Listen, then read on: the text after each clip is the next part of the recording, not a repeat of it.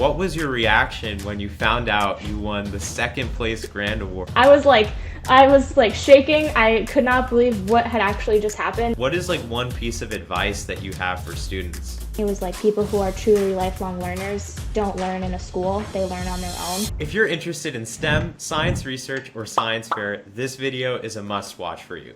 Today, I'm with Ellie Hanicek. Ellie Hanicek is a rising senior at Pope Francis Preparatory School in Massachusetts and a researcher at the Stratton Lab of University of Massachusetts Amherst. In 2023, Ellie won the Sanofi Specialty Care Grand Prize Award at the Western Massachusetts Science and Engineering Fair. Ellie then went on to win the second place Grand Award at the International Science and Engineering Fair. She was named a Massachusetts delegate to the American Junior Academy of Science and a National STEM Challenge finalist. This is a crazy impressive set of science fair wins, but what I personally find even more impressive is Ellie's filed patent for artificially enhanced biodegradation of polyethylene, and I'm not even going to try to pronounce this next word, but I'd love to hear more about that in this interview. I'd like to welcome Ellie to the Rishab Jain YouTube channel for an exciting episode here. I'm your host, Rishab, and as an ex-science fair competitor myself, now a student and researcher doing research at Harvard, I'm super excited to learn more about Ellie's journey and if she has any advice for you all watching this video. Welcome, Ellie. Thank you. I'm so excited to be here. Thanks. So first off, I'm just going to ask you, can you give us a quick elevator pitch of your ISEF science fair research project? Congrats, by the way. That's awesome.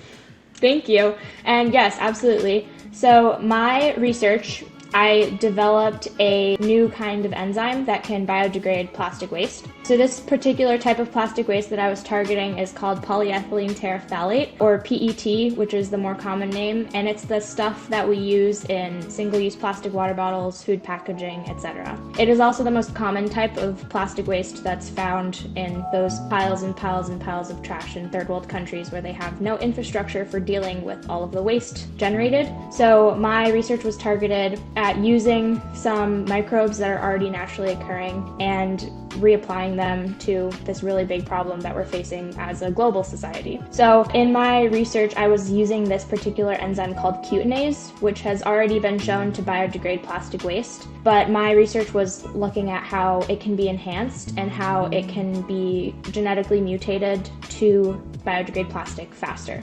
So at the end of about a year of work on that project, I had an enzyme that can biodegrade plastic within 24 hours. That is the research that was patent pending now. And I'm also in development right now on a nanoparticle scaffolding type of thing. And that is kind of just there to reinforce these cutinase molecules and give them a lot of extra strength and durability so that they can last for a longer period of time and not denature as quickly. So I'm in production on that as well.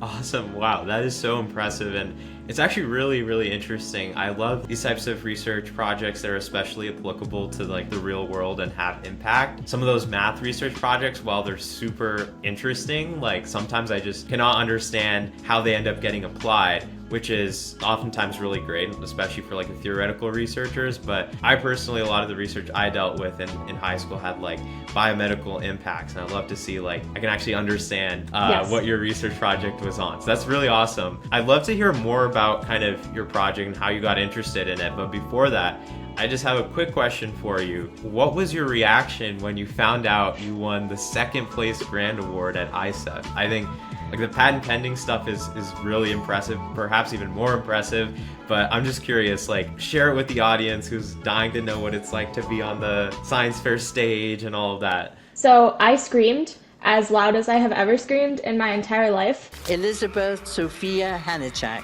Including the time I first saw a bear in the woods. So like it was a big scream. I was there with one of my favorite people in the entire planet, one of the girls that I was rooming with during the science fair. We like had the same reaction at the same time when we heard from Springfield, Massachusetts, and then we just like absolutely lost our minds. And I did do the one thing that my mom told me not to do. She was like, I know it's a long shot, but if you do end up going on the stage, please don't cry. It's so embarrassing. Don't cry. I sobbed. I was like shaking. I could not believe what had actually just happened. I was like covering my mouth, like trying to get it together on the stage. But if you watch the video, it's like pretty obvious. absolutely breaking down sobbing. And I was really lucky too. I got to stand next to one of the people that I had met because he had also won a second place award. And he was like, hey, look at you, like, well, look at us, we're science fair winners. And I was just looking out into this whole big crowd of people. I was like, wow, this is worth it. Like, every single sleepless night and stress about my project and everything that was like going wrong, I was like, it was so worth it to get to that moment. I love that. I love that. Oh my gosh. That's reminding me of my years of high school and like science fair and all of that. By any chance, have you seen the science fair documentary? Yes, I watched it during my week at ISEF. Yeah, it was like, oh my gosh. It reminded me of those moments they like show on the screen and all of that.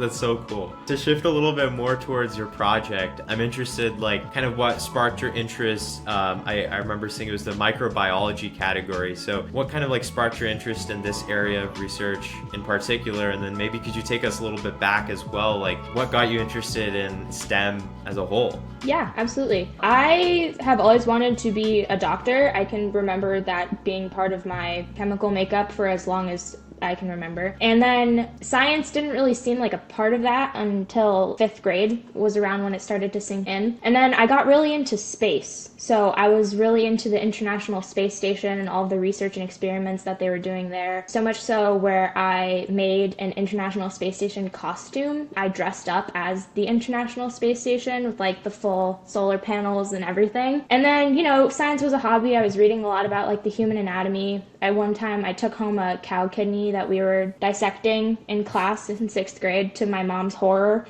And I was like, I'm going to look at it under my microscope. So then it was kind of just a hobby. But then once I hit high school, I was having a really hard time in school. I had transferred schools a number of times at that point, and I was having a really difficult time finding a challenging academic curriculum, which is something that I've always really, really wanted. And science fair kind of presented itself as an opportunity for me to challenge myself and create my own style of learning. And that was one of the things that really stuck with me, was like people who are truly lifelong learners don't learn in a school, they learn on their own. And I think that was this door that I could take where I could really make it into my own and do as much or as little as I wanted with it. And it really propelled me. You know, I ended up transferring schools again, and I took science fair with me, and there was just always a place where I could go to be challenged and to enjoy myself and to have fun. So it really became a big part of like who I was as a person. And then microbiology specifically, I wasn't targeting. I knew I really enjoyed the life sciences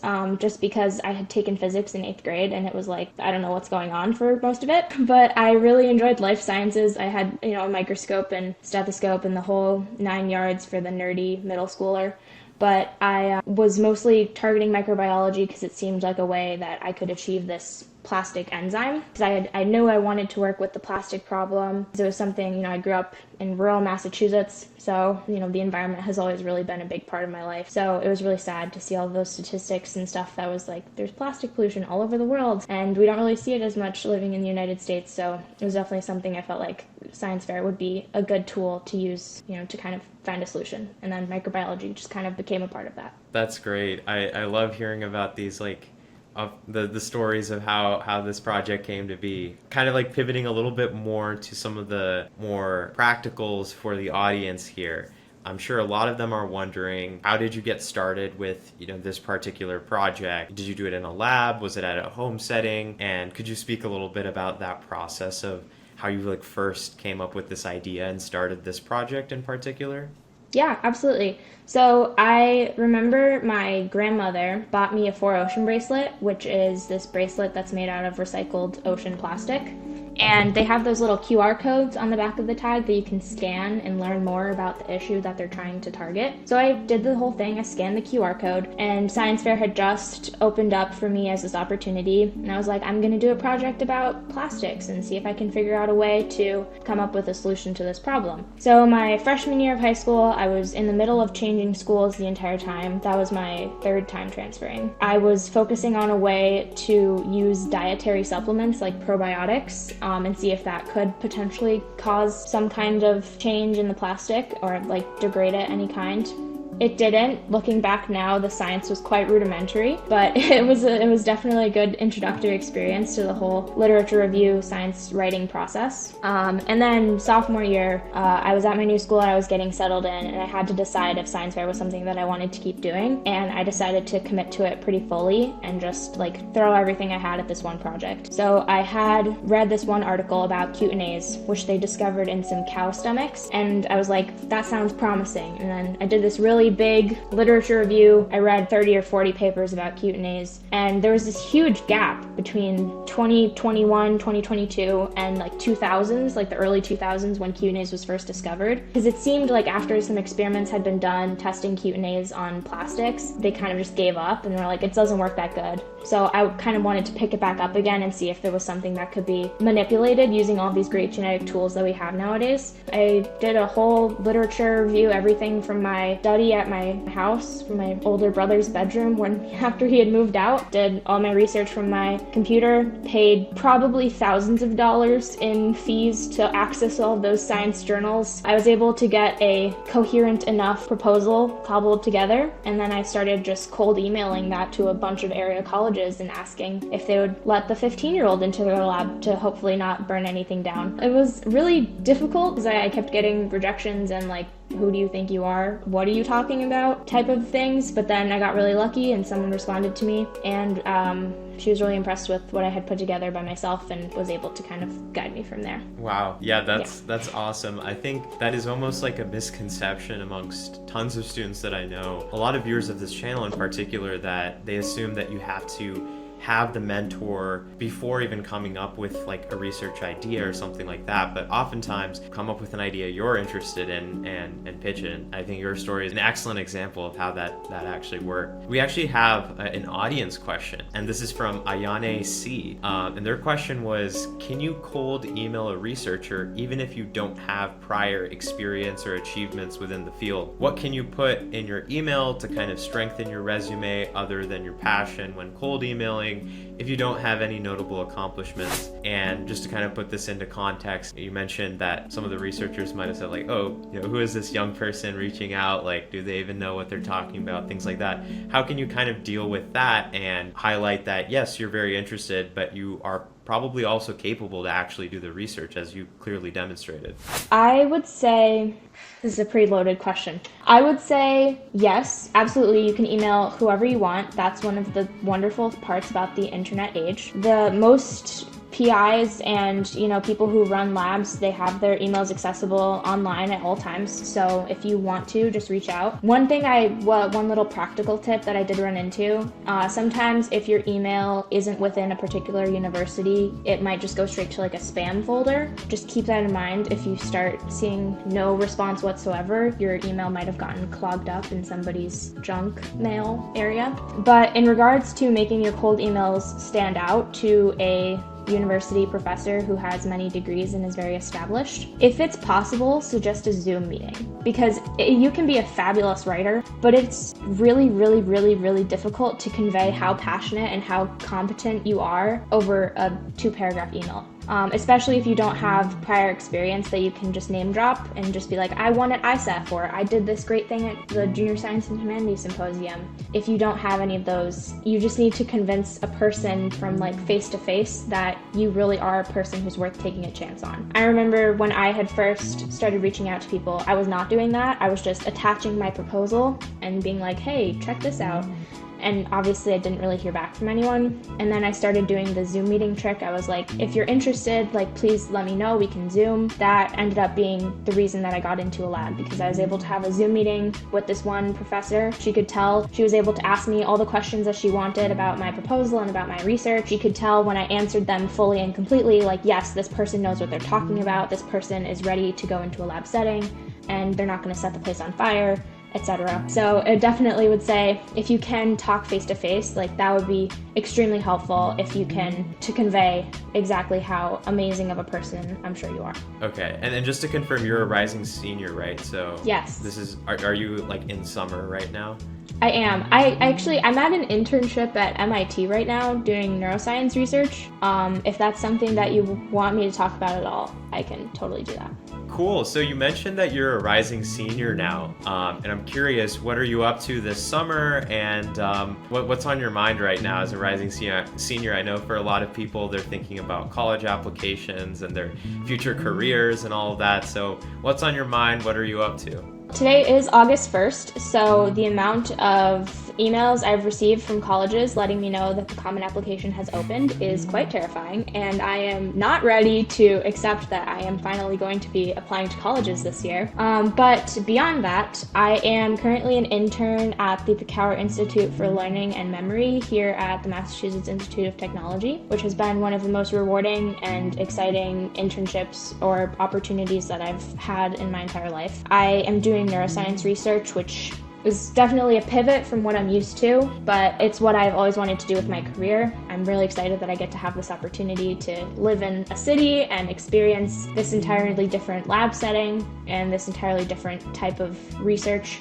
So it's been a really exciting time. And then I'm also doing some preparing for my next science fair. Got to get those papers signed and SRC approved, and having some fun Zoom calls with potential collaborators. So it's been a very sciencey summer, I will say. Sciencey summer, I love it. And just a quick shameless plug here. Ellie is one of our coaches for ScienceFair.io, which is a new program we're starting to help students who want to hear from past Science Fair winners about how they can kind of get personalized advice to tailor and hopefully win their science fairs. So the summer is a great time to start. Later in the school year is also great. So feel free to book a coaching call with Ellie or one of our other mentors by using some of the links in the description down below. I'll leave them down there. But let's pivot a little bit to science fair now. What is like one piece of advice that you have for students? I would say that after you've done this whole year of research and you're feeling really good about it, you still don't know everything about your project. And that hubris going into it, if you think that you're just the expert, you definitely know a lot, but you don't know as much as you think you do. So if you can get a mentor, literally anyone, to listen to your pitch and then ask you questions about it, that is going to be one of the most helpful things that you will ever do. I remember when I was first going to the science fair and I was at States, I got pummeled with so many questions that I had never even anticipated or had even thought could be possibly related to what I was researching.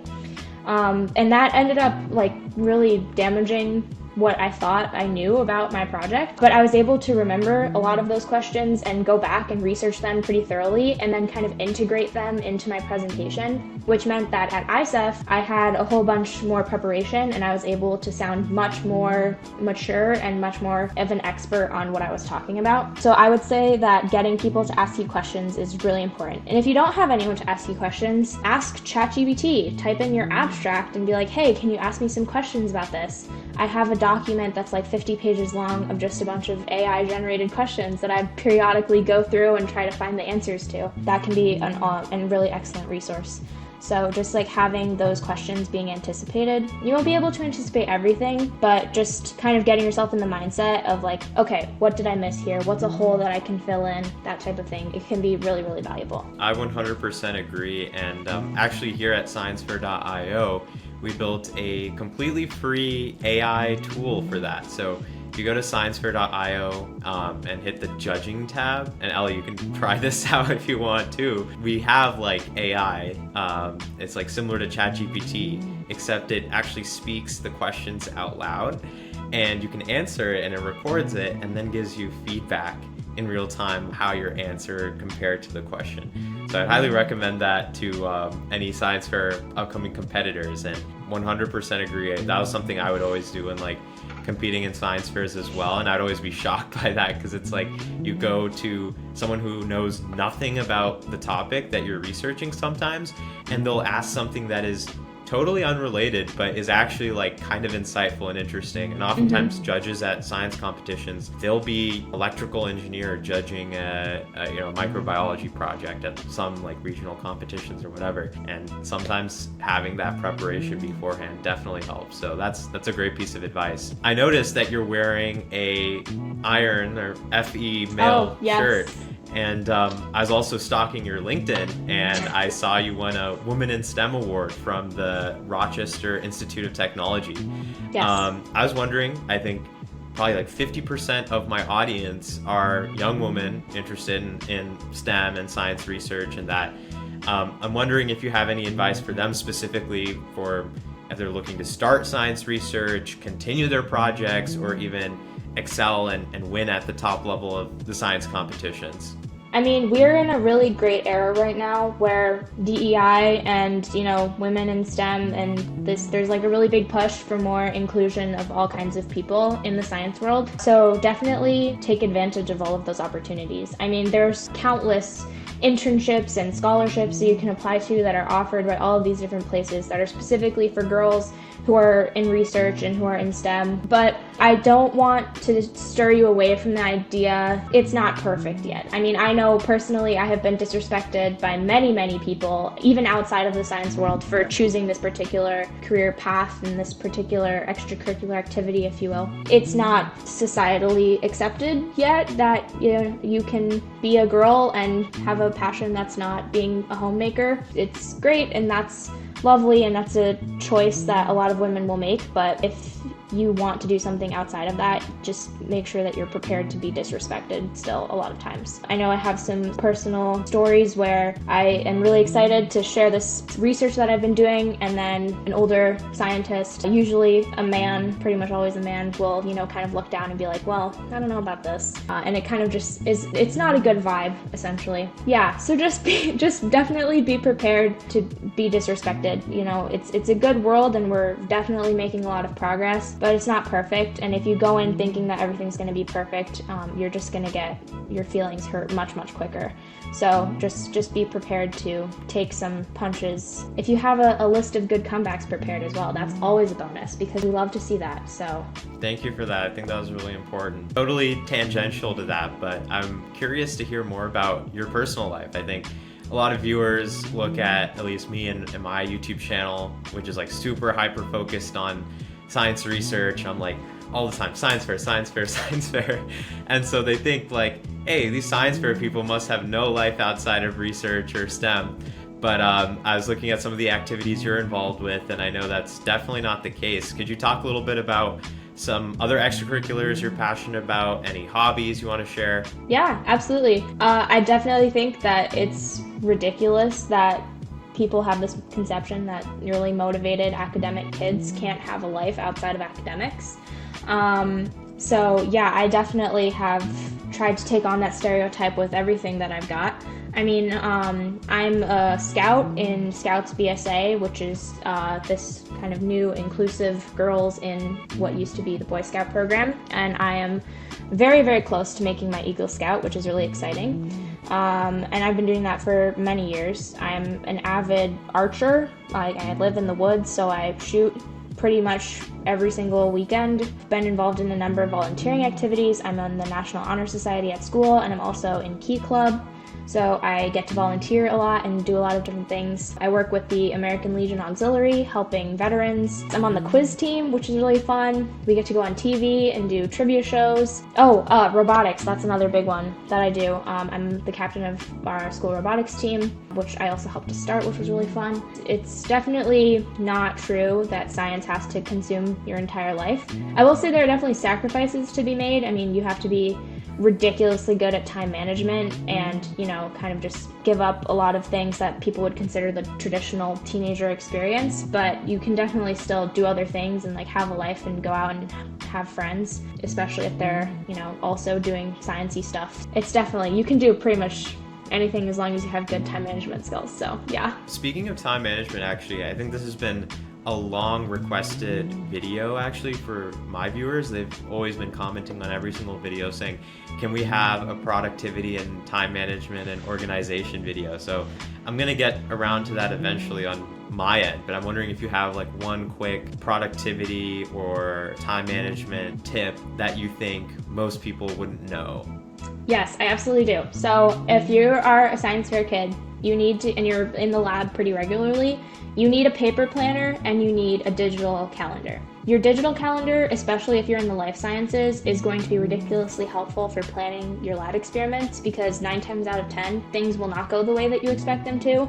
They will take longer than you want, the experiment won't work, or something will go wrong. And you're going to need a lot of flexibility that only a digital calendar can offer, where you can kind of change around your schedule from the day to day, and you can, plan different experiments on different days, have that flexibility where you can switch it up anytime you want. Paper calendar, however, is going to be very helpful for tracking all of your school assignments, checking off those boxes, and overall, I just prefer that paper calendar for school assignments and for other extracurriculars outside of science fair because it just kind of offers a little bit more satisfaction when you're writing tasks down and then you're able to physically check them off and you're like, okay, moving on, and then you're on to the next thing. And then also paper calendars are really good for making to-do lists and how you want to attack a specific thing. So I would say get a paper calendar for schoolwork and then get a digital calendar, set up a nice one for your lab stuff. That's great. That's a little tip.